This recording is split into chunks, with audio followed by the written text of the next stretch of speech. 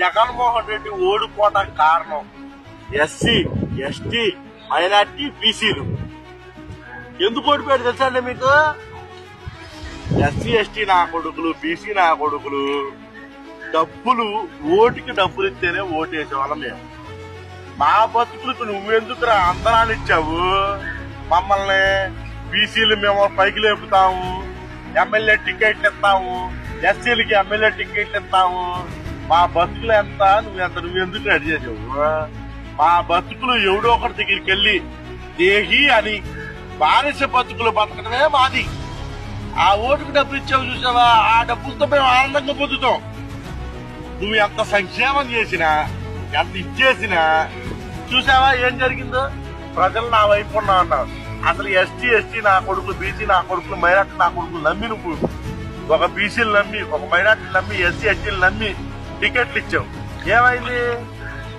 ఓడు. మా బతుకులు ఏంటి తెలుసా? మాకు కుర్చీలు కాదురా మా బతుకులు.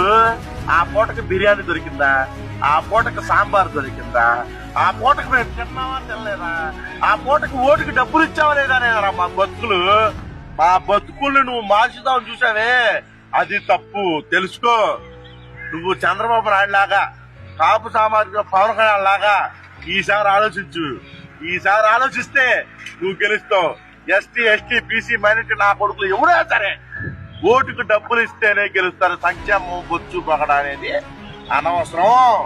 తెలుసుకో జగన్మోహన్ రెడ్డి, నువ్వు 30 లక్షలు ఇచ్చాను, 3,70,00,000 సంక్షేమం చేశాను, అందరికి బటన్ నొక్కి డబ్బులు ఇచ్చాను, చేయూత డబ్బులు ఇచ్చాను, అంగన్వాడీ డబ్బులు ఇచ్చాను, లేకపోతే ఆశా వర్కర్లు ఇచ్చేసాను, కరోనా టైంలో చేసాను. ఎవడు పట్టుకోలేదురా. ఓటుకు డబ్బులు ఇచ్చావా లేదా అనేది పట్టుకున్నాను. నీకు అర్థమైందా? మా బతుకులు, మా ఎస్సీ ఎస్టీ మైనార్టీ బతుకులు ఆ ఓటుకు డబ్బులు ఇస్తే ఆ పూట గడిచిందా లేదా అనేది మా బతుకులు. మా బతుకులు అర్థం చేసుకో. మమ్మల్ని నమ్ముకొని ఎర్రిపుకు అయిపోయావరా నువ్వు?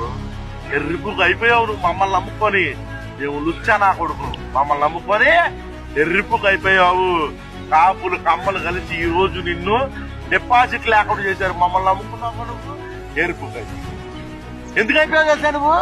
మేము డబ్బుకేరా, మేము లుచ్చాలో. మేము మా లుచ్చా బతుకులు నీకు తెలియక నువ్వు సంక్షేమం అని పెట్టుకొని ఎరుపుకు అయిపోయావు. ఈసారి తెలుసుకో, నువ్వు గెలవాలి. ఎప్పటికైనా సరే మీ అభిమానులమే మేము. కొంతమందిమే ఉంటాం, అందరూ అట్టుంటారు. డబ్బులు కమ్ముడిపోయి నా కొడుకులు ఉంటారు. గెలుస్తావు, మళ్ళీ తర్వాత నీదే. చెప్తున్నా కదా. బాయ్.